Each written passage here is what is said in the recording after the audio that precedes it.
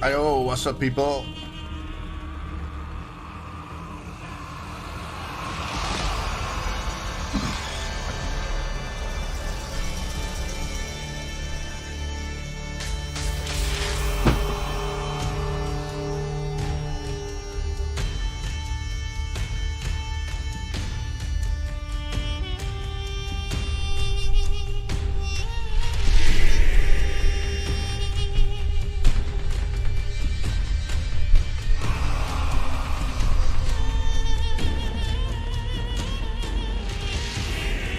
How's the mic? How's the mic? Might be a little low. Let me turn it down.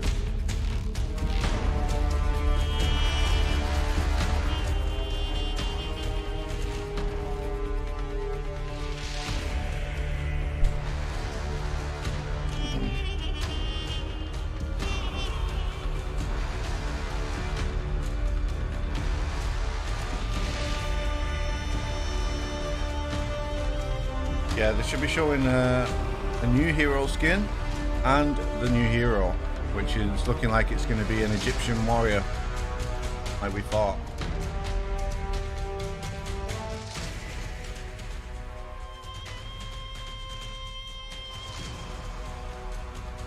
Yeah, new hero skin today. Yeah. They'll show the new hero skin. How's the mic, guys? Is the mic okay? How's the mic volume compared to the you know, the music on the stream? Let me know, please, because I've got a brand new mic. I'm still adjusting like the settings and the gain and all that stuff, so slightly music is a bit loud. Yeah, I thought so too. Look, man, I've turned it down already, like loads. It's so fucking loud, man. Maybe I need to turn it down on OBS slightly. That'll do, man. We'll see how it is when the music stops and they start like speaking and stuff. All good though, man. How are you all doing? And thanks for joining me today. As always, I always do the reveal streams. It is, you know, it's a ritual, isn't it? Not ritual. What's the word? Can't think of the word.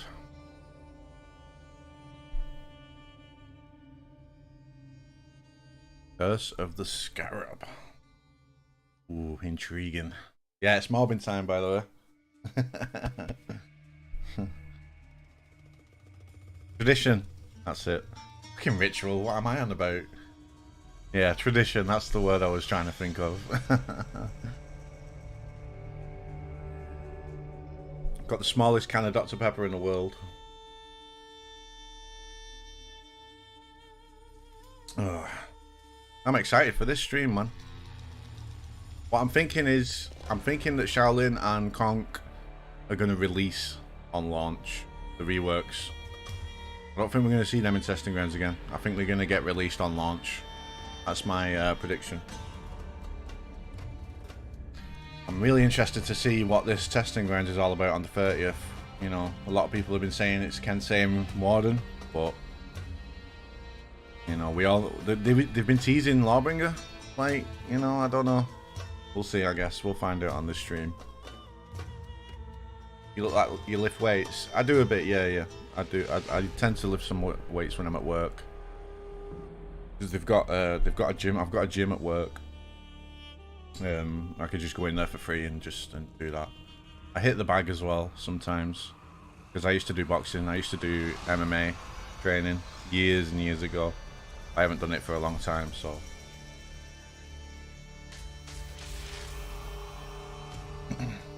Egyptian bussy. I'm excited for this new hero, I'm not gonna lie. What I would love to see ideally in the testing grounds is, you know, that time when they did that testing grounds with like 7 different heroes. It was like fucking JJ, Gladiator, Itakiri, you know.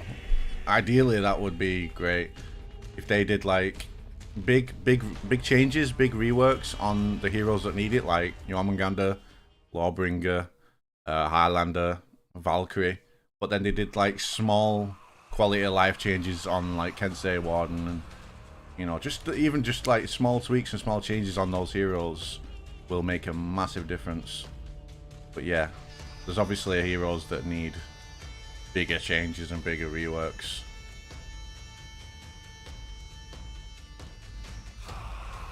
Enjoy, guys. Let's see what they have in store for us today. Yeah, Nusha as well, yeah. I agree, Nusha as well. Forgot about Nusha.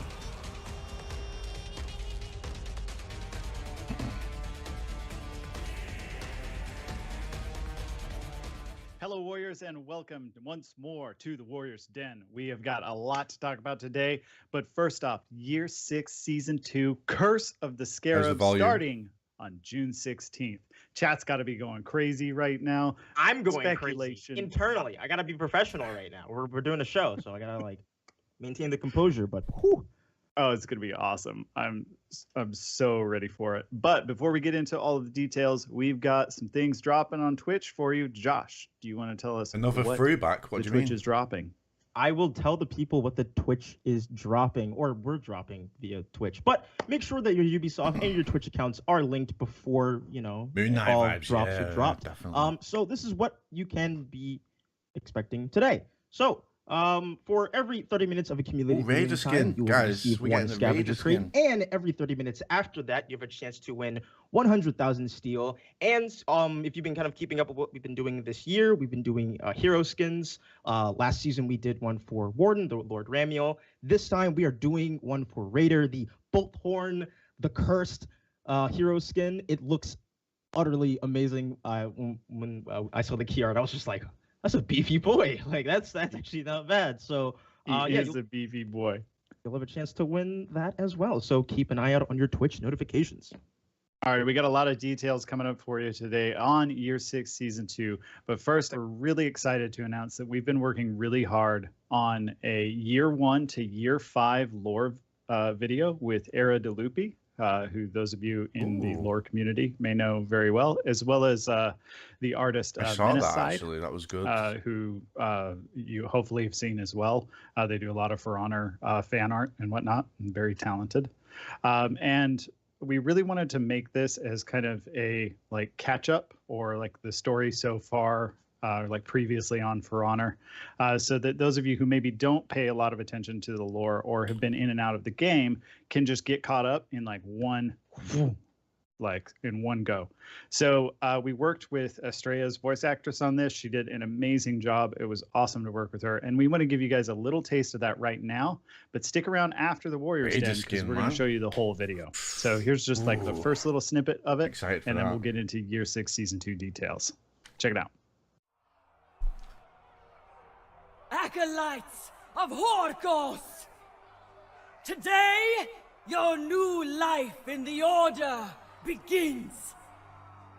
But before you are sent on your path, let me remind you of our shared history and of why Nice we trip, yeah. fight.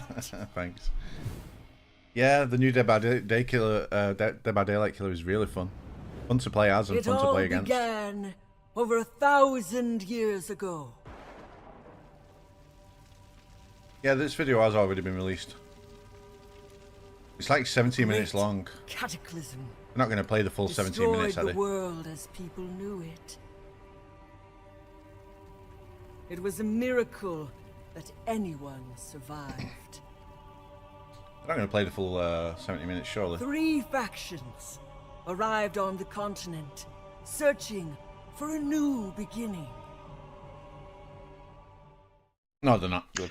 I hope you guys enjoyed that. Like I said, stick around after the show to see the whole video. It was really awesome to work with both Era DeLupi and Menicide on that. Place for the camera. But let's get into Year 6, Season 2. And what a better way to do that than with a trailer.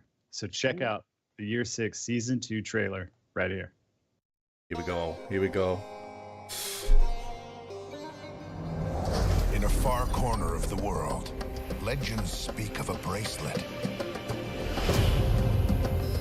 passed down from one pharaoh to the next. Oh, man. It was said the bracelet could restore life, erased from history, faded from memory. Moon Knight vibes. Now, I have found it. With the bracelet, I bring glory to Valkenheim once more. Oh, wow. Yet in its wake, darkness spreads. What have I unleashed?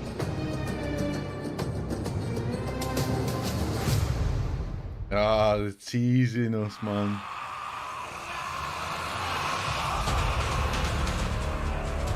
Are they gonna show him? I hope so.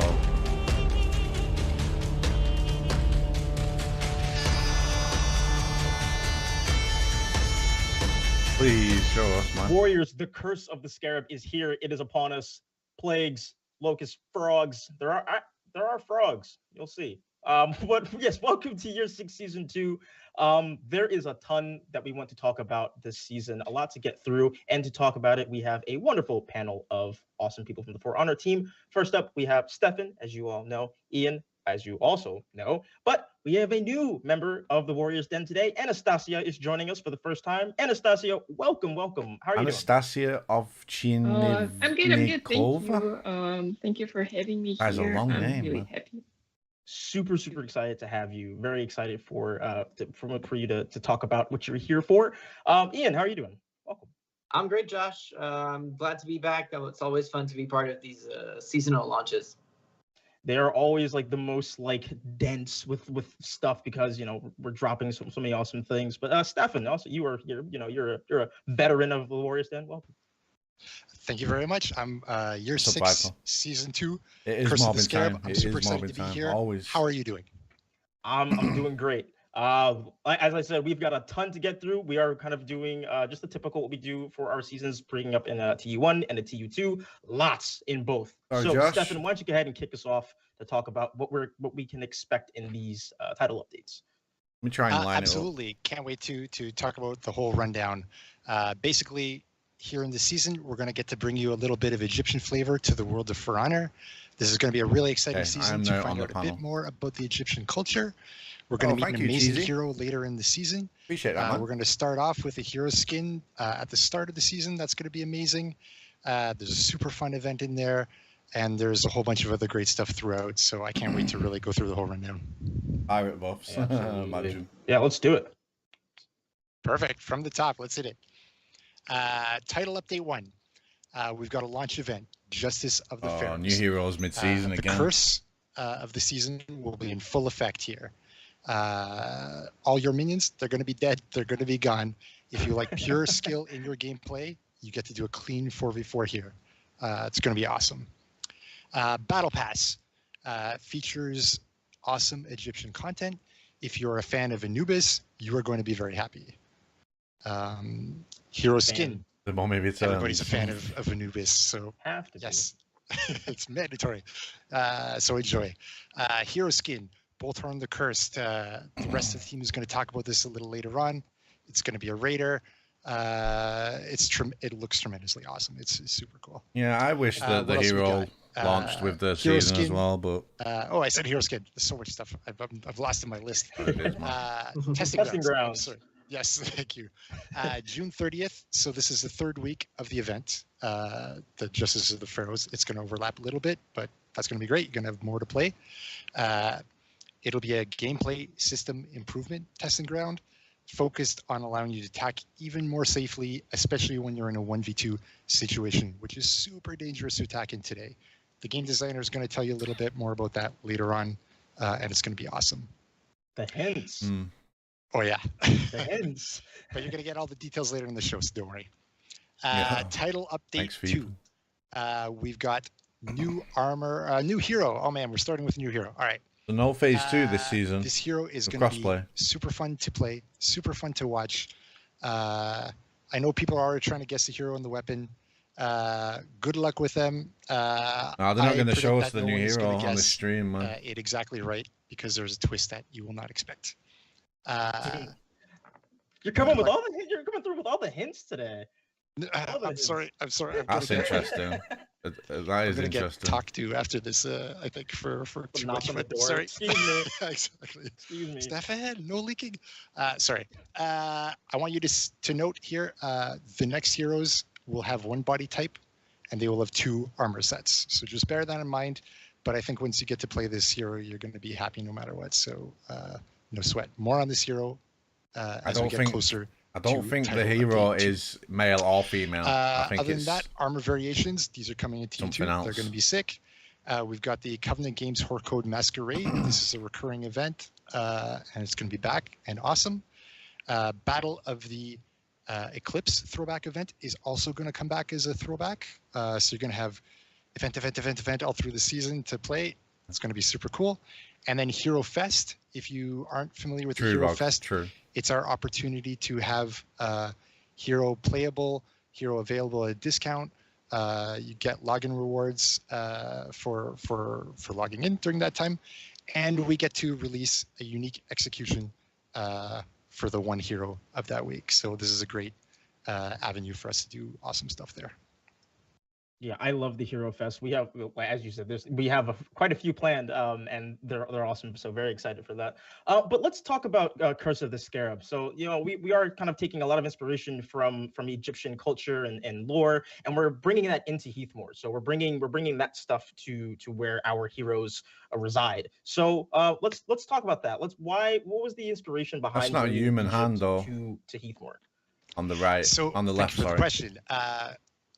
The great kind of aspect of the Outlanders to us on the team is that it really allows us to explore different cultures from the whole world. Not human. We spent a lot of time being very in depth on knights, Vikings, the Wulin, and samurai, and now we have a chance with the Outlanders to kind of touch on a lot of different cultures. So we want to really start exploring that with the Egyptian culture. If you could go anywhere in the world, see any feats, any amazing stuff, go into catacombs or learn about their history and culture. I think Egypt is at the top of a lot of different people's lists, and so we get to pull that off here. So I can't wait to share that with you. And then kind of one aspect of it with us on For Honor, so intrigued, is we really want to be inspired by and deeply respect the cultures we research and bring to the game. And one thing we've always had in mind is that our world is believable, but not purely realistic. As you know, knights, Vikings, and samurai probably didn't meet in battle too many times. So, the perfect accuracy is not possible no matter what, but we want to respect the real cultures and the real history and then interpret that in the world of For Honor. And here we're going to get to start that off with the Egyptian culture. So can't wait. Yeah, and everything that I have seen and that we're going to see throughout the show. We want to see the new hero, man. But let's kind of dive into the narrative aspect of Curse of the Scarab and kind of talk about how even like hero skin Bolthorn the Curse plays into that. So Ian, why don't you go ahead and walk us through the narrative aspect of the season? Yeah, for sure. Let's talk narrative. I don't mind too much, though. I don't mind teasers and stuff. Stefan just mentioned, your Season 2 introduces our next hero skin. This time we unveil the hero skin for the Raider, which introduces us to a character we called Bolthorn the Cursed. Who is Bolthorn? Bolthorn the Cursed. He is a Viking who's grown tired, honestly, of his people's plights. As we all know, like in the world of Heathmoor, there's constant natural disasters, there's ceaseless wars, endless bloodshed. Like it's a tough living in Heathmoor, and Bolthorn feels like his people need a win, and to do that, well, he ventures outside of Heathmoor, outside of like known territories, and he goes further than anyone's ever gone before, in search of something that hopefully will help his people thrive. And in the deserts far west, he finds what he needs in the ruins of an old Egyptian temple. Now, in the world of For Honor, the Kingdom of Egypt thrived a long time ago. But like so many other things, it was destroyed during the Cataclysm. And now there's nothing but ruins left. And it's while exploring these ruins that Bolthorn briefly crosses paths with, insert italics, a mysterious stranger, nudge, nudge, wink, wink, who tells him all about a magical relic known as the Scarab bracelet. And well, seeing an opportunity, like his opportunity, what he's been looking for, Bolthorn betrays the stranger's trust, and he steals a bracelet for himself. And he brings it back home, hoping that, you know, he'll be able to do what he set out to do, and which is help his people thrive. But what he does in actuality is trigger a terrible, terrible curse on himself, but also on all of Heathmore. Yeah. So once again, you'll be able to read Bolthorn's story in the next installment of our Tales from the World of Heathmore short story series. We did a story for Lord Ramiel back in Year 6, Season 1. He is and actually this time, cursed. Look at him. Again, have a 3-part short Holy story that tells shit. Bolthorn's story. The only difference is this time it will be released weekly. Last season it was a bi-weekly release, but this time the 3-part short story will be released weekly starting Friday, June 17th. And there's a lot of in there. There's a lot of hints and details that players won't want to miss. That's awesome. See, like Bolthorn looks so cool, but Tisk, so selfish. You take the thing that you found, and now look what you've done. You've cursed us all. You know, as they say, the road to hell is paved with good intentions. True that. But let's continue talking about Bolthorn the Curse, and welcome Anastasia again, who is joining us for the first time today, and then kind of talk about the kind of artistic direction of Bolthorn. You know, obviously he has this bracelet, he's cursed, and this is reflected on himself. So Anastasia, why don't you go ahead and talk to us about the inspiration behind this? That looks sick. Yep, sure. As you just heard from Can't Ian, say that don't look Bolthorn sick, man. stole this wonderful, beautiful Scarab bracelet to All bring his body's the glory fucked up back because he's to cursed, man. Heathmore. But instead of that, he brought down a curse on himself and on his lands. So stolen bracelet is locked very tight on his left wrist, and we can see how the curse is spreading, Anastasia's nervous. slowly corrupting not only his body but also his soul. You can see the beautiful moving patterns that lives on his skin. Wow, look at that, man. For the skin, we used desaturated colors to emphasize the current condition. I'm not gonna lie, It's he looks cool as almost fuck. undead, and it's a mix of dry dark rock and the mummified skin. So the background story of Bolthorn is that he was once captured as a prisoner, and not long ago he escaped captivity. And as you can see, he still has the cuff on his neck and on his wrist. And also he has this ancient chains that he carries on his belt. Our amazing team worked really, really hard on this character, and I'm super happy to present this character finally. Yeah, I'll be definitely buying that one. Like, he looks so cool, and I say this a lot, but like just the details that the team like puts on, you know, the maps, the heroes, the weapons, like everything like that. It's all super impressive from like, you know, my perspective, kind of seeing everybody work. So round of applause to the team. I don't know if I'm the only one clapping, but that's okay. Round of applause to the team. It looked absolutely brilliant. And Anastasia, thank you so much for coming on. What do you think, guys? What do you think of that skin? But Anastasia, I think it's better than the wild going to be staying on, and we are going to be saying goodbye to Stefan and Ian. So, fellas, thank you so much for coming on to talk about Year 6, Season 2. We've covered a lot of stuff so far, but we got more to go through. Thank you very much. Enjoy the rest of the show. We will do. Let's keep the Curse of the Scarab train rolling by introducing Julien, along with Anastasia and myself. Julien, welcome to the den, my man. How you doing? Hey, what's up, Josh? I'm doing well. How are you? Doing well. And of course, as I mentioned, Anastasia is joining us from the previous portion of this segment. But let's go ahead and continue on with you and talk about the mood board and the artistic direction and inspiration for this season for Curse of the Scarab. So talk us through what the team was kind of looking at to bring this season to life. Yeah, sure. So this year is the year of Relic. And as you remember, the main theme of our first season of the year was Golden Age. And it was very classic fantasy with elves and wyverns, etc., etc. So in the season 2, players will experience a slightly different type of fantasy. It's Egyptian fantasy.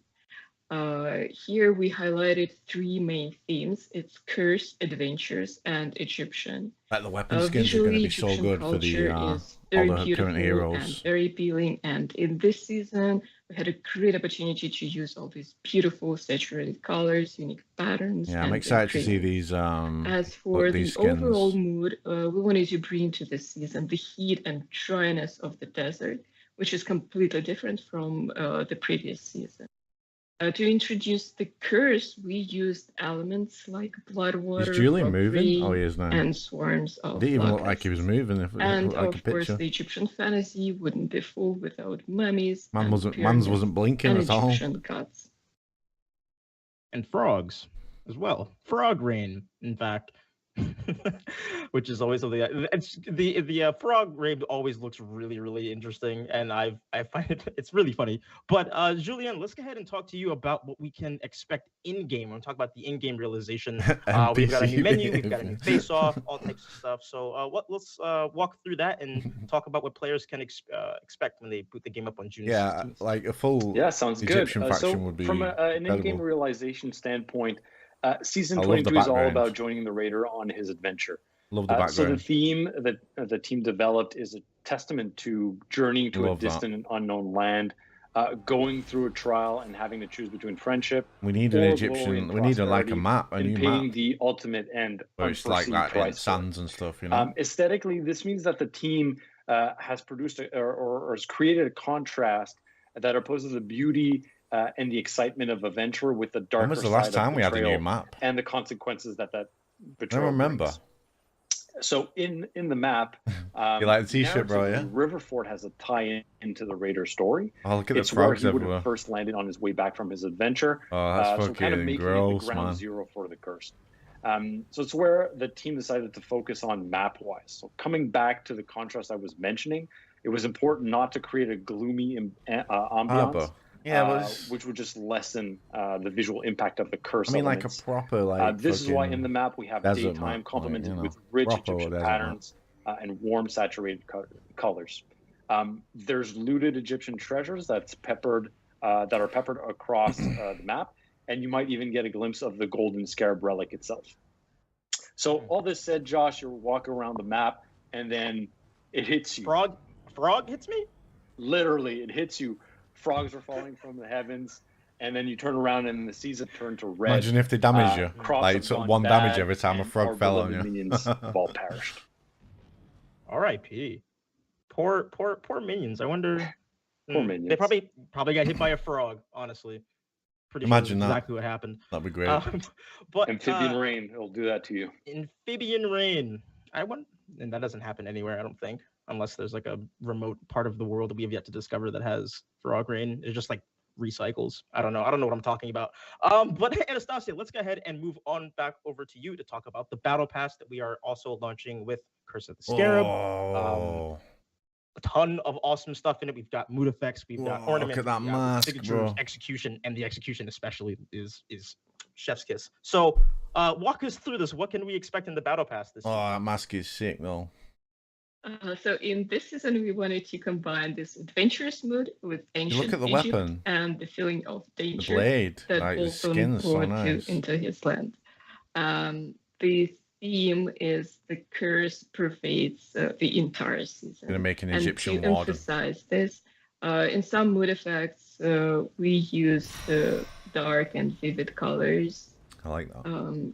glowing patterns, and swarms of locusts that are like flying around, and the elements like cursed souls, dust, and sand that swirls around the character are also used in this season to emphasize this cursed theme that we wanted to bring.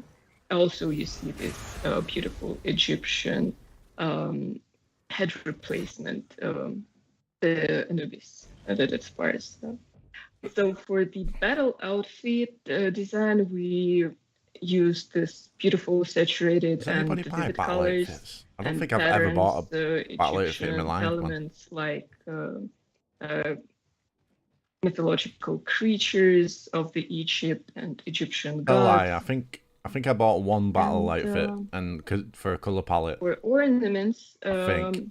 when we were creating it, we were inspired by traditional Egyptian jewelry. There were used materials like gold, stones, and glazed ceramic. I'm not so big on ornaments, me, you know. Looks pretty awesome. I like anything that's Anubis inspired, but this is this execution I was talking about. This is brilliant. I love this. This is the I like that. That's part. cool. So basically, you are stealing the soul of your defeated enemy and keeping it in the small box. He's gonna keep it for yourself. It's mine now. That. I'll take that. That's good. That's funny, but this the signature here is probably one of my favorite. The soul out of that man. Again, Egyptian lore, busting out a sarcophagus is a, kind of like a little symbolic thing. So it looks really cool to have this in the game. Yeah, agree. And for the weapon design, it also was inspired by ancient Egyptian weapons and jewelries.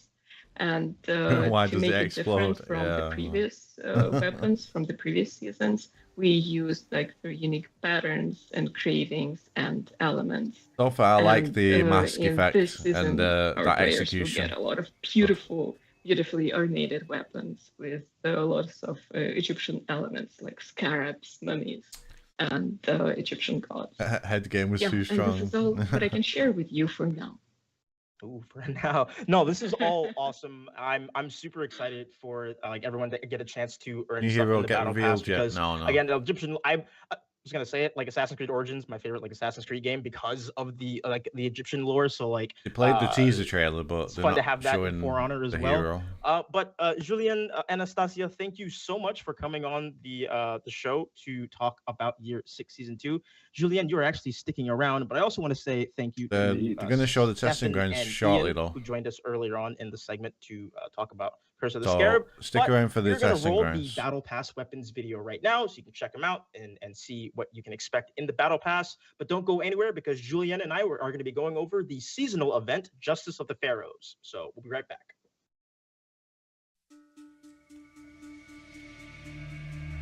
Oh, these are the skins, right? Ooh. Ones is okay. I really like PKs. PKs is nice. Centurions is okay. Gladiator, BP. That shield is alright. Oh, that's the Warmonger sword, I think. Is that Griffin? Yeah, Griffin. Lawbringer. Conqueror.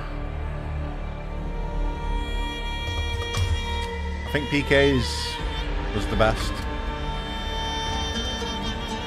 in the Knights.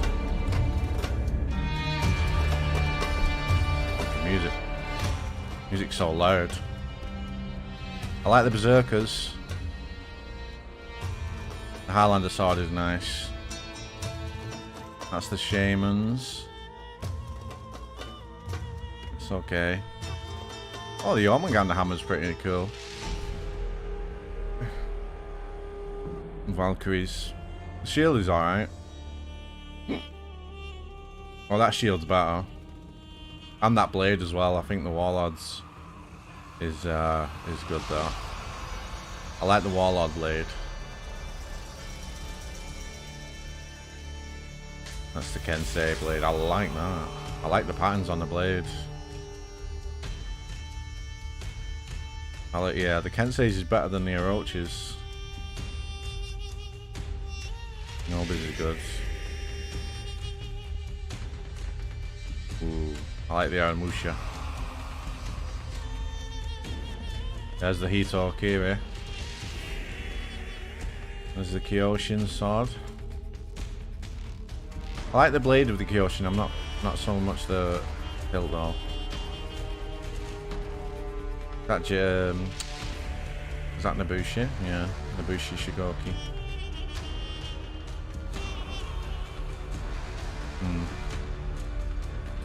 So far, I think I like the PKs the best. Gandhi. Shaolin, Nusha. Nusha's blades are quite nice. I like the hilt guards. I like the guards on those. JJ is good. I like that blade. That blade's good.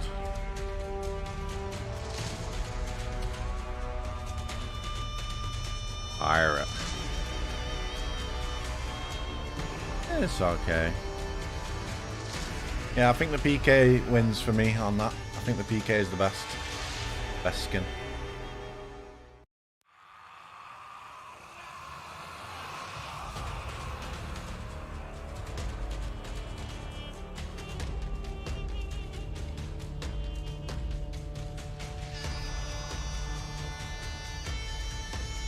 Justice of the Pharaohs. Warriors, welcome back to the Den. We are here to talk about the seasonal event that's launching with Curse of the Scarab, Justice of the Pharaohs, and who better to talk about it with us than Julien. So welcome back to the Den. How are you doing?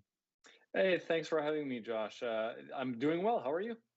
I'm doing pretty good, actually. So the seasonal event will go from June 16th all the way through July 7th. So that is a We've not shown the period reworks you will have yet. time That's to next play the event after this. to earn your rewards in the free event pass, which we will cover later on in the segment. But to start off, Julien, let's go ahead and set the stage for this seasonal event. What is it? What are we doing? There's not show, Yeah, they're showing the absolutely. reworks soon. For the seasonal event, after we're this. going to have a new game mode variation of Dominion with 3 capture points. So the lane and the minions have been replaced by a regular capture point, but otherwise the standard Dominion rules stand. Since Dominion is a greatly appreciated game mode by the community, the team wanted to give it a little twist and turn up a notch, essentially. So the idea is to create a bare bone, slightly more competitive version of Dominion. And transforming the lane into a capture point is really going to shift the dynamic of the game mode. Rotations and control of the capture points will become a lot more. That's interesting. And one final thing worth mentioning, Josh, is that without the minions, the gameplay in the central capture point really intensifies. During our play sessions, the team got into some really epic and deadly team fights. So it's going to be an awesome experience. Yeah, I'm just excited for like the mosh pit of bodies in what used to be the mid lane, just battling over that point.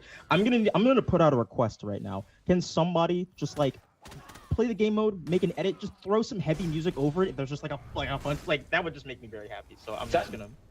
That's the whole idea. That's the whole idea, Josh. That was the sole reason for this seasonal event. I could do that for you, Josh. But as I mentioned earlier in the segment, we are doing a free event pass with Justice of the Pharaohs. It's gonna come with mood effect, battle outfit, all types of stuff, and we're going to show you that now. So Julien, let's go ahead and go through it and kind of show people what they can expect in the free event pass. It's not just Grey Raider. So for the event pass, we're staying true to the theme and adventure and he's mystery, got loads of markings and also keeping in mind the direction. And his eyes are kind of like Anastasia. So the aesthetics of the season event pass is going to be inspired by rich Egyptian culture, so gods, mythology, creatures, unique Egyptian patterns and saturated colors, and of course sacred elements like the scarab and hieroglyphs. So to start off, we have the mood effect. What you're seeing on screen essentially is represents souls that are trapped and moving around the Shaolin. That's nice. And this is reminiscent of the Raider's curse. I think that would look really nice with a yellow and black color palette. Next up, we've got the battle outfit. And the battle outfit is really putting forward the seasonal colors and patterns. So lots of details, warm tones and textures. This is almost luxurious. So it's really beautiful. And great job to the team for their amazing work on this. Really cool content. Absolutely. We've got the ornament, of course. With the ornament, you can see that it's essentially covered in gold. You can rarely go wrong with gold. Even less so, Josh, when you've got Cobras involved. So, so we're definitely got a cool ornament here. And on top, the top portion, you can see like the skull portion. That's to symbolize once again the consequences of the curse. And we've also added armors. I'm not sure. Really popular when depicting a pharaoh. So. It's an elegant piece, and it's really something to add to your outfit. Didn't they say new armor variations are in phase 2 love of the season? Who doesn't? Who doesn't? I know people, actually. Finally, what you're seeing on screen, we've got some weapons. The weapons, again, we're really honing down on the vibrant colors. and we got some really nice detailing, namely on this blade right now. What you're seeing is you got a scarab that's near I the like the guard. blade, but I don't So like the really hilt and the cool, guard. fine details. For Nusha, she's That's Nusha's really nice, really though. happy to be showing her weapons right now. On her blade, she's got some hieroglyphs that are engraved on the blade. So all in all, super nice detailing going on. Yeah, next Thursday. Yeah, as 16th. someone who doesn't design games or do that type of stuff, it's really Yeah, it's next impressive week. seeing like the little small intricate details that are put in to make something feel real and alive and tangible. Like that for me, that's just super cool. So hats off to the team for doing that. No word on Phase 2 crossplay yet. I was hoping that they would absolutely. Once us again, know like congrats to the entire what's going team. on Like with there's amazing work that went into this, and I think the end result is going to be really cool, and players are going to enjoy.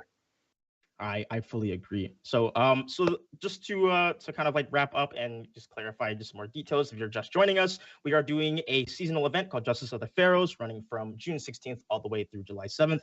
3 weeks, 3 weeks to play, 3 weeks to get your free rewards and your event pass.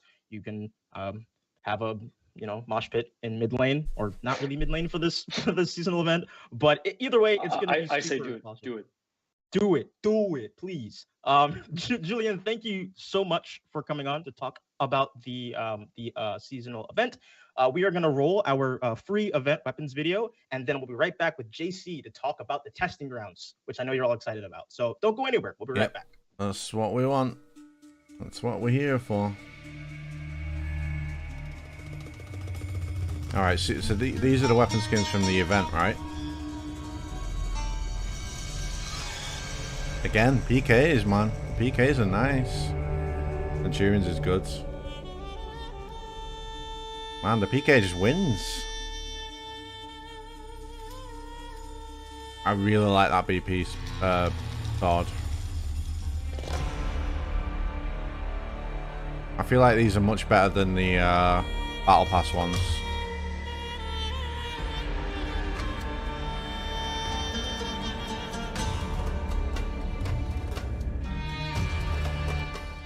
Music's so loud, man. That Conqueror shield is something. Quite like the shield, not gonna lie. The Raider Axe is pretty nice.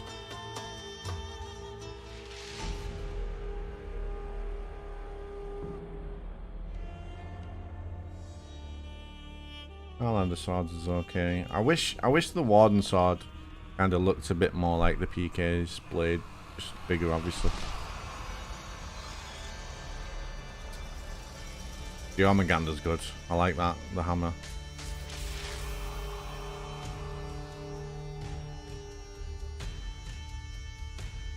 Ooh, I like the Warlord shield, you know. I feel like I could do a video with that shield with Warlord. Kind of make him like a superhero Egyptian kind of cosplay with that shield. It's got like a superhero kind of vibe to it, if that makes sense. You know, like Captain America.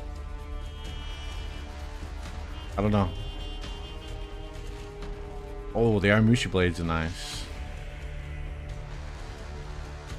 I like the Aramushas. The Kyoshin's is better than the other one as well. They're just much cleaner. Like, they're a lot cleaner. The Warlord sword is an Assassin's Creed sword. Is it really? I mean, I'm not mad about it on reusing stuff from other games.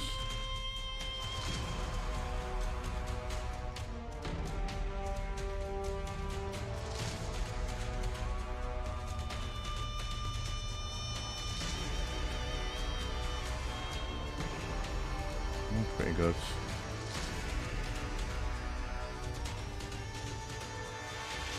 I like the Zanhu fucking hilt.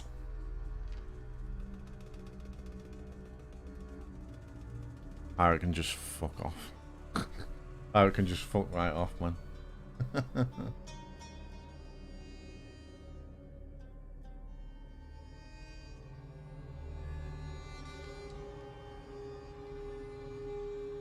Yeah, these are much cleaner than the other ones, in my opinion. Much better.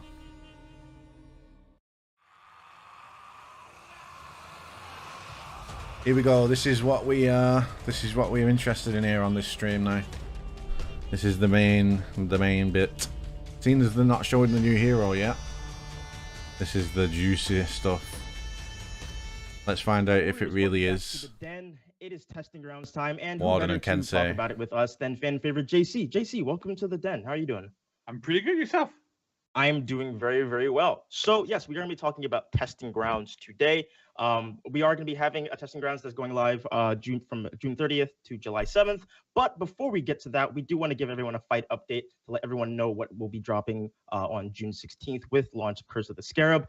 And to start off, we actually have some changes to Pirate that we're going to be launching with the season. So JC, let's start off with that. And what can you tell us about the Pirate changes? Yeah, so we've been doing we did a couple of changes to Pirate. Basically, we've been looking a lot at what we have with the community, with a lot of different sources from feedback, and we get that like the character might be a little bit hard to play against sometimes, depending on your skill level or whatever. So we've been doing some changes. It doesn't mean that these changes are going to be the only changes we'll do to Pirate. There might be more incoming in a little bit, like depending on how it works. But the idea right now is that we want to lower her effectiveness a little bit, make sure she's still good. She works quite well, and she fits the role that we really wanted her to have.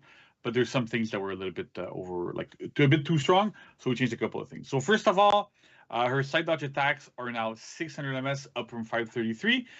We find that usually the dodge attacks that are 533 are a bit harder to parry, and at 6 it's generally much easier.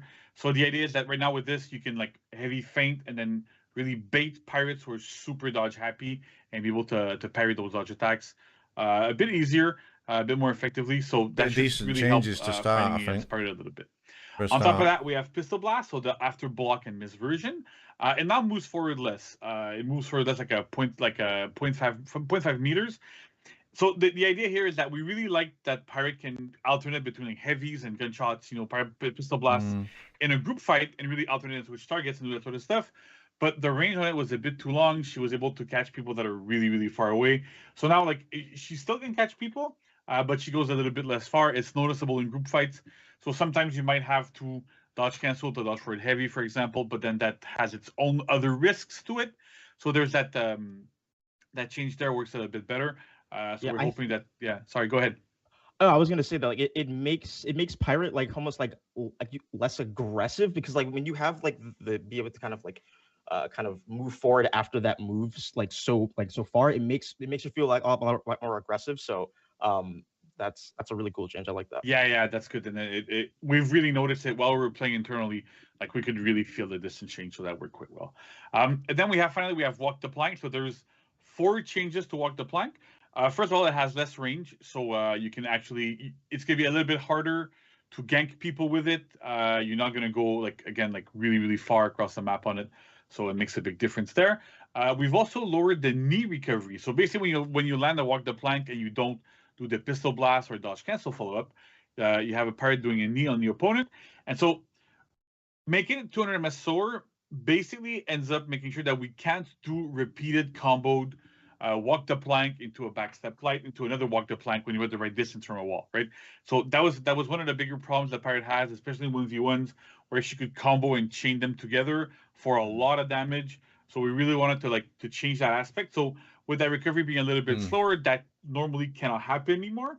So it really lowers her effectiveness for that a little bit. I've seen a lot of complaints about this on a lot of feedback on social media, so that should really help out. Yeah. And then finally, we have 2 changes. Even the competitive from guys Walk the Plank. So first off, the little bug fix. It used to cost 15 stamina, now it costs 6. That's the correct number for comboed hits in these cases. So that way, Pirate has a little bit better stamina consumption when using Walk the Plank. That might seem a little bit weird to buff that aspect, literally but it just top tier in in 4v4. She's the best 4v4 character in the game, and also is in line with the Pistol Blast when you get it guaranteed after a heavy. But we've also increased the revenge it feeds from 5 to 30, so that should make Walk the Plank and the Pistol Blast from it a lot less effective in ganks, because you're feeding revenge much more, 6 times more revenge, right? When you do a Pistol Blast now than from before. So that should really help. lower the effectiveness of pirates ganks a little bit and make sure that your opponents can actually pop revenge, and it's harder to do like 100-0 ganks with her in those types of situations. So that's pretty much it for pirate.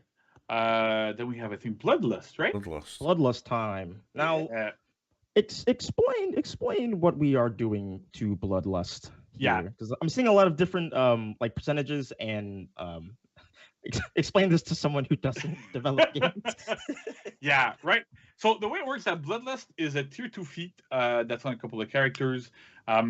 It's not necessarily highly problematic, but the problem that we have generally with it is that the attack power, especially, stacks with feats. And so on Pirate and on Valkyrie also, you could land Bloodlust on somebody and then use Pirate's tier 3 feat, deal a bunch of damage, like you trick shot, deal a bunch of damage to 3 targets, and when it was plus 50% power, attack power, you would like you'd be close like one-shotting a bunch of people. That was way too strong. For a tier 2 feat, it was really powerful, and the damage reduction too is like was a bit too strong. So what we've decided to do is we're lowering the bonus. No, he wanted him to tell people what Bloodlust was, when you what it did, kill an opponent, whether it's an execution or whatever. And it gives you those bonuses for 10 seconds. But we've changed the percentage from 50% for both attack power and damage reduction to 20%. So you still have an impact. They're still good. You still do feel the change, but it's not as strong as it used to be. But to compensate, we've also lowered the cooldown. So normally, whenever you killed somebody, it couldn't re-trigger for 30 seconds. Now that's down to 20 seconds. So you should be able to trigger it a little bit more often, get a little bit more like of that power more often, but at the same time not be extremely strong for those 10 seconds whenever you kill somebody. And when you were in group fights, that was it really showed. It made a big difference. So with this, it's still useful, but it's more in line with other tier 2 feats. Kind of just like better in short bursts and stuff like that instead of just exactly. Like, yeah. And so now we're gonna have Conqueror and Shaolin revamps. Oh, are they launching? Now, I believe we're actually doing a video for this. That you recorded, JC, right? Yeah, so I recorded with those videos with Francis, who some of you might be familiar with on a Warriors End. So a really big thanks to him. And Max, I guess you can start the videos now. We'll be back. Awesome. Hello, everybody. Welcome to the Conqueror and Shaolin showcases. So we're gonna start with Conqueror first to show you what has changed from the live version to the testing ground, or from the testing ground version and the live versions to this new version that we're going to be shipping in this new season. Ooh, so first we have the full block stance. So Conqueror is really known for his full block stance. Very useful move. He has a lot of things he can do out of it, but the issue that we have on live right now is that it's a little bit too strong. There's a bit of different things. So we're trying to buff it in a way that makes sense. So the first thing that you can do with Conqueror right now, which is really interesting, is that you can cancel the recovery of any attack. So I can throw out a light, go into superior block. I can throw a heavy, go into full block stance. I can do a side dodge bash into a superior block. You can cancel basically any single one of your attacks into full block very well. So that really helps you catch dodge attacks, helps you react to some people. So that should be really interesting. The other thing that's kind of interesting is that before, when you used to block attacks in full block stance, you would get your own stamina drained. So right now I can go into full block, and then see I'm blocking attacks, and no stamina drain whatsoever. So that should really help Conqueror be more defensive in a lot of situations without sacrificing all of his stamina. Next up, we have 2 new moves. Well, 1 new and 1 a little bit new, but rearranged. So we have Flail Uppercut. So Flail Uppercut is now performed whenever you do a shield bash. So you can do shield bash with heavy like this. You can do it out of a side dodge, no problem. You can also do it when you superior block somebody. So let's go to selection there. Or you can do from a top attack as well. I'm going to superior block while I dodge. Like this, right? Damage, man. So this attack deals quite a bit of damage. But the beautiful thing is that it's on heavy input and it can execute. So when you're in a 1v1 situation, you want to use it when you superior block people or you hit them with a shield bash to be able to really deal a little bit more damage and execute at the same time, which is one of the top requests we've had from the testing grounds. People really wanted to have that to be able to execute. At the same time, we also have Scottish Collection that we had in the previous testing grounds, which is whenever you superior block an attack, and you press light, you go into this full 360 zone that's unblockable. hits everybody around you, has really good trajectories. So you can do it off of any superior block, so off of full block or off of this as well. And the other change that we've done is that you can also do it after any shield bash as well. So the reasoning here so that's a light. is that we wanted the Conqueror to be able to and the other ones are heavy. Options for both 1v1 and like group fights when you're outnumbered, so that you can actually start to use your shield bashes and use a bit more of your kit depending on the situation and not be locked, right? So it's always more choice. We want to have a lot more choice for Conqueror to be able to get into those really, really cool, interesting moments and give the hero a lot more strength. We also have the zone attack. So the zone attack has changed a little bit from live. You used to be able to hold it. It had superior block while you were doing it. It was a bit too strong. One of the bigger problems was that if you were facing somebody that would throw an attack, you could zone attack. And if they let the attack go, you would superior block it. If they feinted it and tried to do like a light or a guard break, you would interrupt them with your zone attack. So the only actual solution to it was you always had to do heavy feint parry all the time on it. So we wanted to get rid of that a little bit. So now like a zone attack is just you hit it once, not holding the buttons, and it doesn't loop.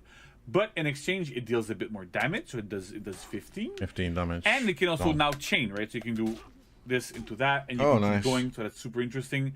That's good that you can chain chains. You can go into your shield bash and chains, whatever you want to do. So you can actually use it a little bit more offensively now. Speaking of chain bash, so the bash that the shield bash that Conqueror has in chains now is still 800 milliseconds, but the beauty of it is you can now feint it. Ooh, so you can go into heavy feint bash. You can so feint a lot your of the bash? complaints that we had, a lot of the feedback that we got from the testing grounds is that Conqueror didn't have enough pressure and offense in 1v1 because that shield bash was not really feintable. It was fast, but it was not feintable. You couldn't really do anything with it. And there wasn't really a mix-up around with it.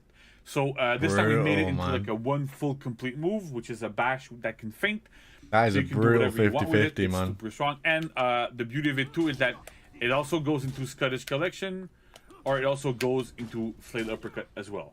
So all these things mesh together quite well. So that's super interesting. Another thing to note is that Scottish Collection and Flail Uppercut both chain. They initiate chains, so you can go back into your chains. They don't go into the shield bash because we want to try to avoid having unblockable into unblockable into unblockable for bashes specifically going back to back. So we have that little bit of a limitation. But as you'll see, Conqueror's chain offense is also much stronger. So the next thing we want to look at is the chain heavies. So Conqueror's heavies and chains were a little bit lackluster. They were just infinite, didn't really do much. So now they are always unblockable from every side. Wow, man. Conqueror has an unblockable heavy chain. Now they're all 800 milliseconds. They're really strong, 27 damage each. So that by itself should give Conquer a lot of pressure. You can use those when you're outnumbered to hit people around you. Super, super, super good. So it's very, very interesting there. For the neutral heavies now, the damage has been normalized. So normally, like on the sides now, you do 24, and on top you do 27. Before Conk had slightly lower damage values, so we really normalized those, so the damage is normalized with the rest of the cast, so Conqueror doesn't deal less damage in this case. When you charge the heavy, so the beauty of it now is that you charge for a lot less longer. You normally used to charge for 1000 ms for a full second. Now you only charge for 600, so it charges much faster.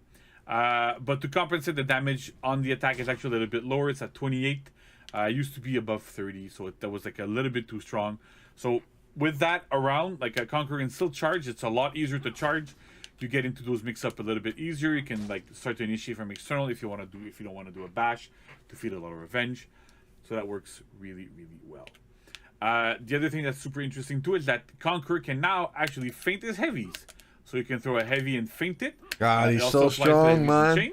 Holy shit, he's so strong. Previously, Conk could only really feint his heavies into a superior block, right? You can go to full block stance. You can still do that.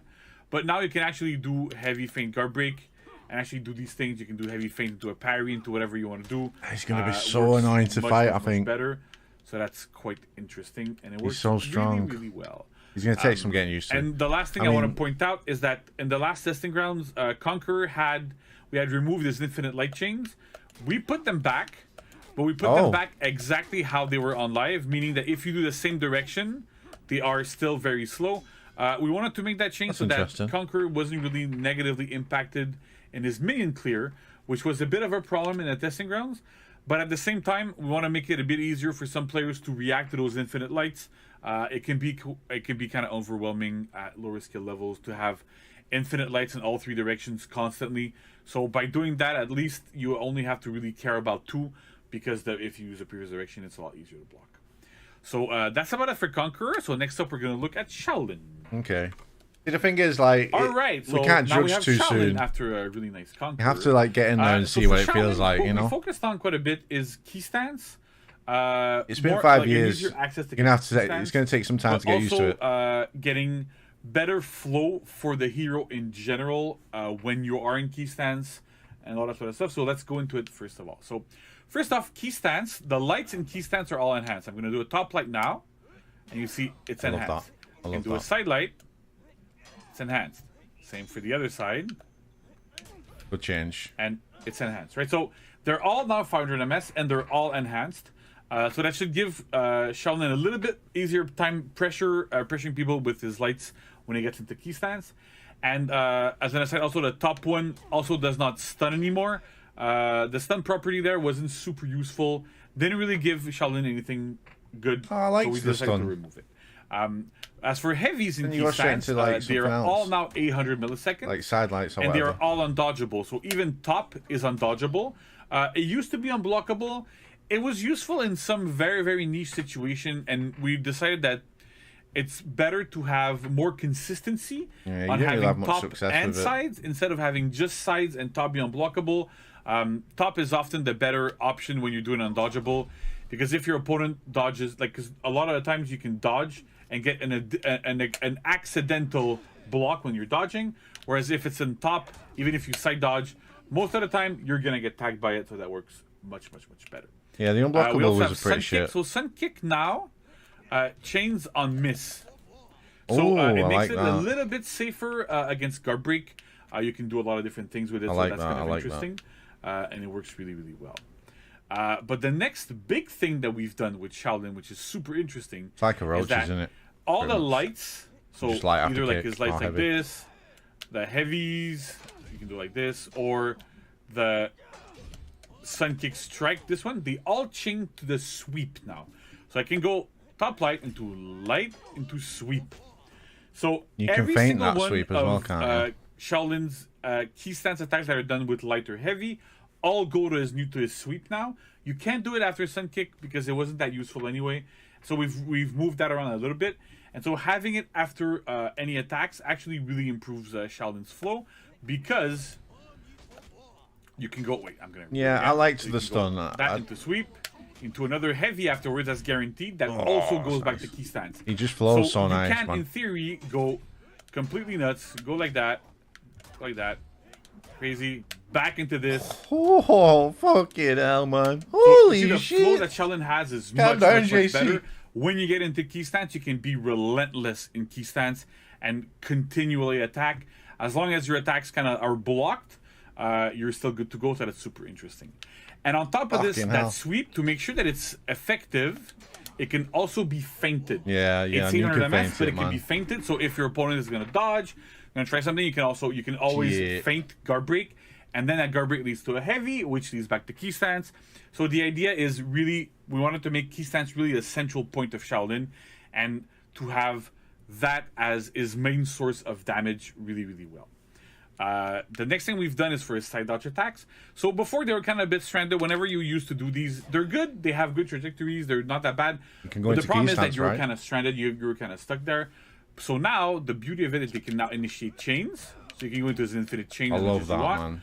And they can also go into key stance. Oh, right? I can't wait for Shaolin. So Shaolin can now dodge an attack with this, go into key stance, go into Sun Kick, go into this, and keep the whole flow going and keep it going again. So it's one of the ways that we want to make sure that fucking Shaolin hero, man, has an easier way heading into key stance and keeping it going there.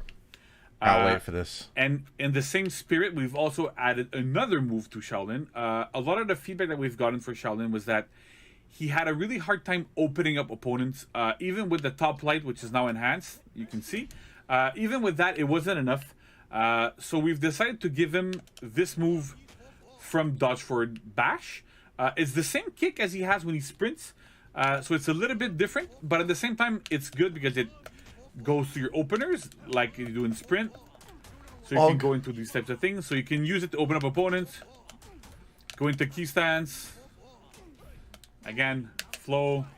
Do the whole thing. So that works super well. Super interesting. It's a standard type of bash that we have. So it's 500 milliseconds. You do it from 3 to 5 in your front dodge. And it changes to openers. So that's really, really well. As I said before, the top light is not enhanced to in neutral. So that gives Shaolin a little bit more pressure on this one. The side ones, because they get comboed, we really didn't want to give them that enhanced property there, but on top it makes a lot of sense. The other thing that we have on the side lights as well is that you can now mash the buttons to get them. Like, you can't really see it there, but I'm really mashing the light button. It makes the input a lot easier. Before there was like a lot of timing involved there. We're moving away a little bit from mechanical skill and timing skill for these types of things. So it makes a lot of sense there. And we've also adjusted the damage. So before, when you used to do this, the first hit used to do 5, the second used to do 5, and the last used to do 7. So it kind of backloaded the damage of this. But the side effect of this was that we wanted to do it to make sure that players would actually be encouraged to go deeper into those 3 hits. But the side effect was that you used to spend a lot of stamina for very little damage. So we've changed it so that the first hit does 10, the second is 4, and the third is 4. So it's 18 overall, 1 more than we used to have before.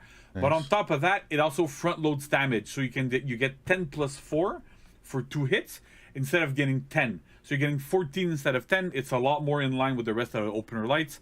Makes a lot more sense. Works quite well. Yeah, I like that. And last but not least, we have Shaolin Zone. So Shaolin Zone attack was a little bit strange in that, like, if the second hit was blocked or landed, the third hit would always get blocked or always hit. It was kind of hard to understand there. It didn't make a lot of sense. You didn't really have any incentive to go in it. So we've changed it a little bit. So it's a little bit slower, right? So the second and the third hit are slower. The second is 800 and the third is 9. But you can now target swap them in between hits. And we've also improved the damage on them. So the first hit does 12.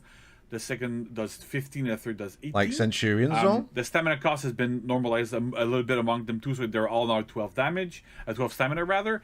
And because you can target swap them, it's super useful in group fights. So you can start this one target swap to another one, target swap to another one. Can you feint? Still can feint at the time you could before, so it works really well. And we're hoping that this attack is actually going to give Shaolin Zone. Can you feint after the second hit? It's much better in the minion lane.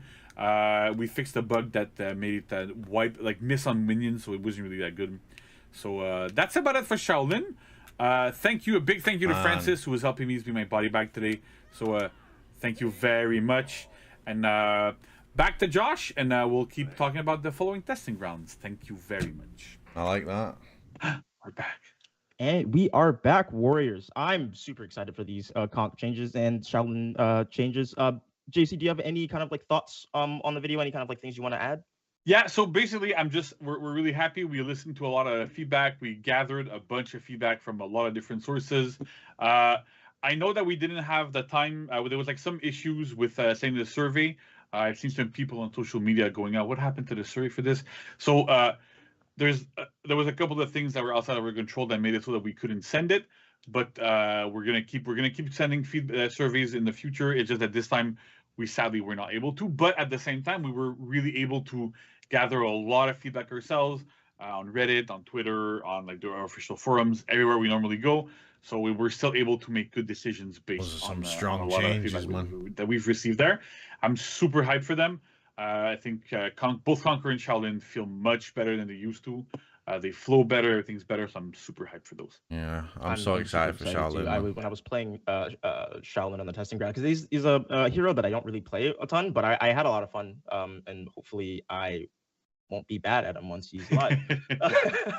But speaking of testing grounds and stuff like that, we're going to start talking about the next iteration of the testing grounds starting on June 30th, going all the way through July 7th. And as you can see, we're testing guard break, JC. What's going on? Yeah. So this time, instead of doing like specific hero changes, we went with a more system-wide change that we want to test.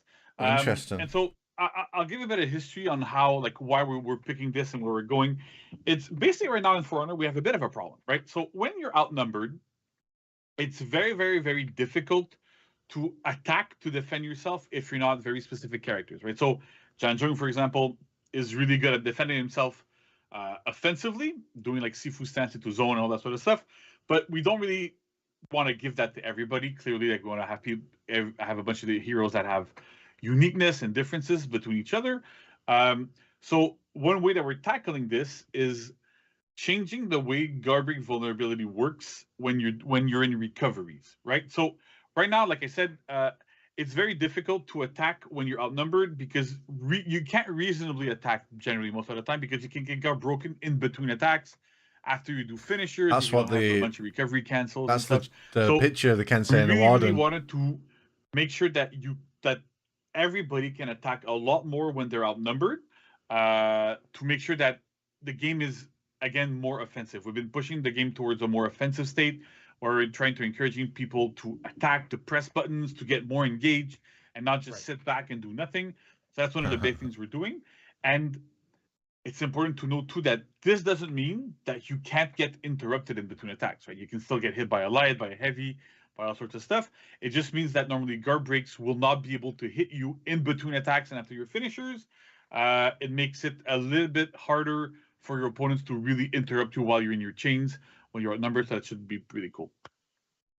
So I'm gonna ask this question. We can cut it if this is a dumb question, but I would imagine that it would also like in terms of ganks, like they would be less punishing, I guess. Like if your guard break stance was, Yeah. So one of the big things that it does is that when you're getting ganked, like it's more like it's harder to get ganked with this because some ganks start with a guard break in between hits, and so one of the like more generic ganks that a lot of people have is you see somebody doing an attack, you guard break them in between hits.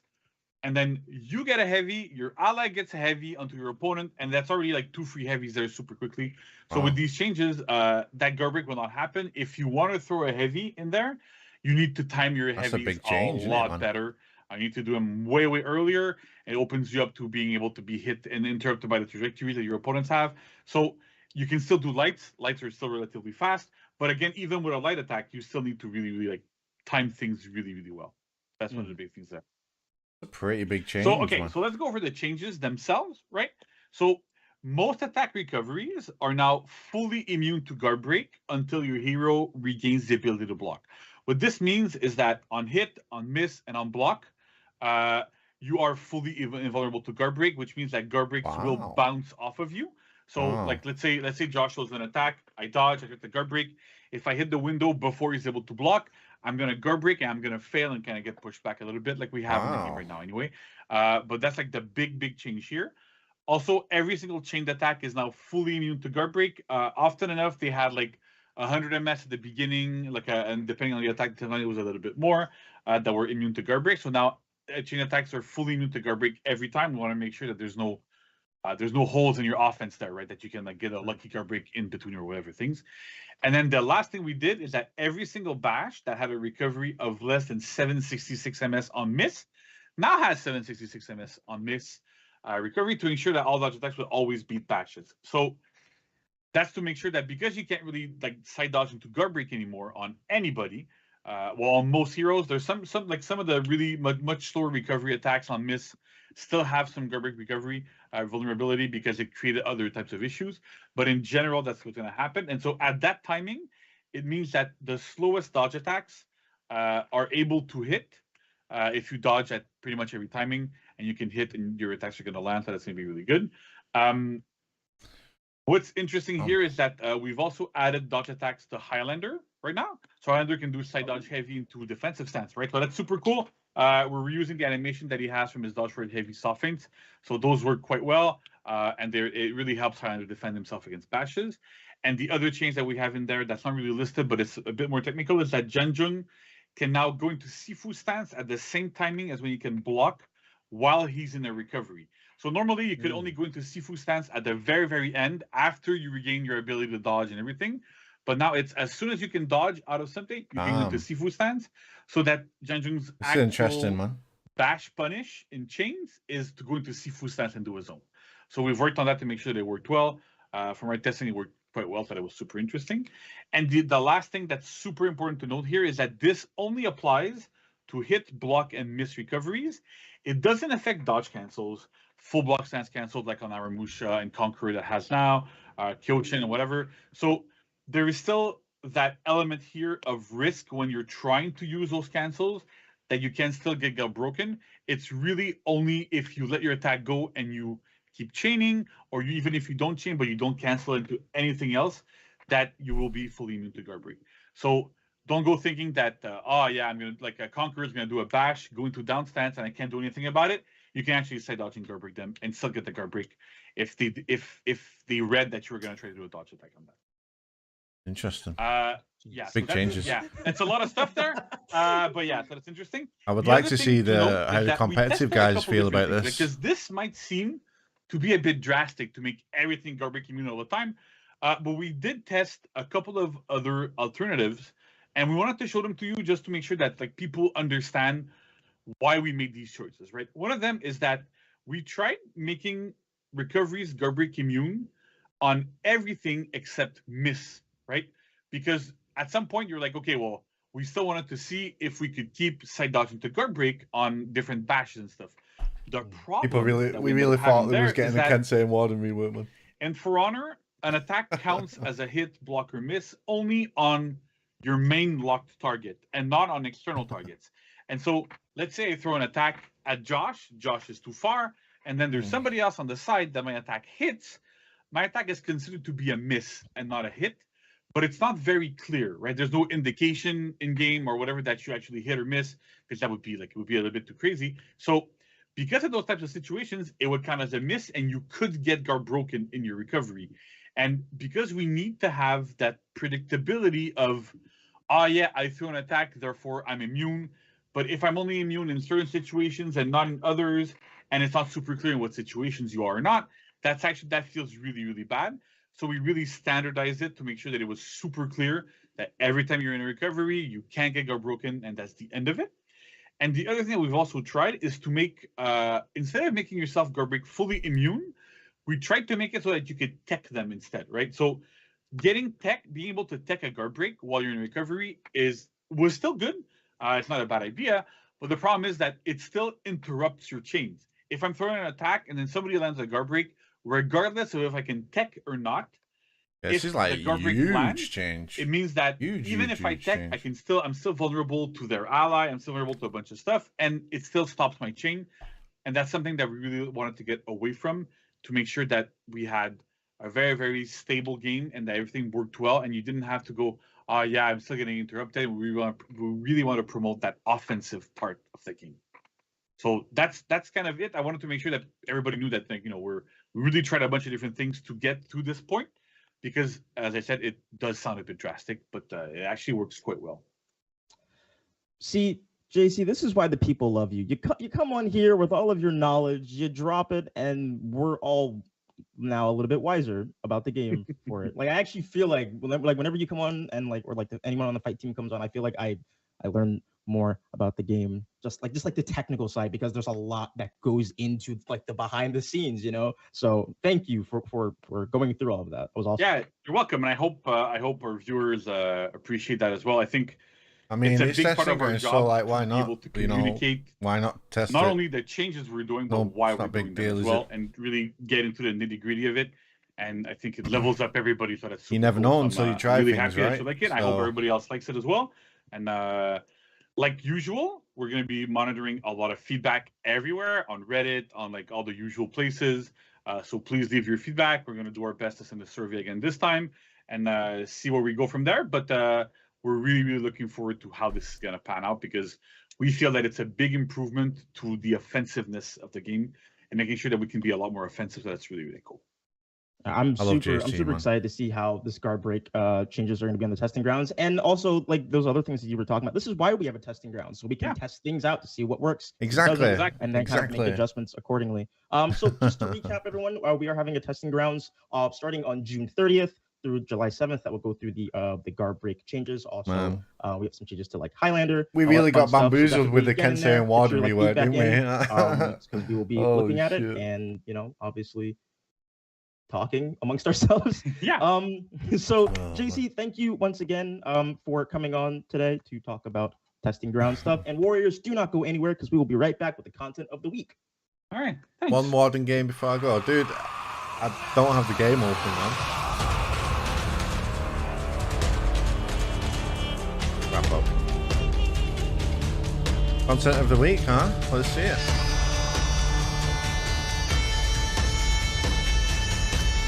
What a show, everybody. We want to thank all of our guests who joined us on the Warriors Den today. And we hope you guys are excited as we are for Year 6, Season 2, Curse of the Scarab, starting on June 16th. Keep in mind, along with season launch, we're going to get that event, Justice of the Pharaohs, which will be live June 16th through July 7th. And we've got a new battle pass coming, as well as that super juicy Raider hero skin, Bolthorn the Cursed, that we saw. Bolthorn the Cursed. I like that name, man. For this, it looks so good. Yeah, I don't like. I say this, but like I don't play Raider. Like it's not like my play style. But this skin, like, come on, you can't like look at this and be like, nah, like that's awesome. I am absolutely gonna helicopter with the axe, man. With super juicy. It's gonna be so good. And don't forget, we've got a new testing ground starting on June 30th, which will also go through July 7th. I want to see the new and hero. Let us not forget, everybody, stick around after the Warriors Den today so that we can check out the story so far for Honor Lore video, Year 1 through Year 5. It was so awesome to work with not only Era DeLupi and Menacide, but also Patricia Somerset, Estrella's voice actress, on that. It's all around just an awesome project, and we're really excited to show it to you guys. But before we get to that, we've got some content of the week. Like, so Josh, what can players with all the lost forward to? All right, so let's kick it off with a nice little paired emote. This is called Worthy or Not. You can pick it up in the store from June 9th to June 16th for 10k steal. Mate. Are they gonna get it? Are they gonna do it? I love that. You know, a little bit more hefty to get that sorted out. But I like that one. 10k steal for that. And then also we have a unique execution close call. This is for our boy JJ here. Ooh, that almost took a little bit off. Holy shit, that is sick, man. And that is actually available starting today, so you can pick that up. That is good. I like 7k steal. Also, we have a Zhangjun Hero Fest that is starting. This also goes from June 9th to June 16th. You'll be able to try the hero out for free if you don't have them. And then, you know, once you get your play in and you want to, you know, pick them up, you can just 33% off. Look at us looking out for you with the sales and stuff.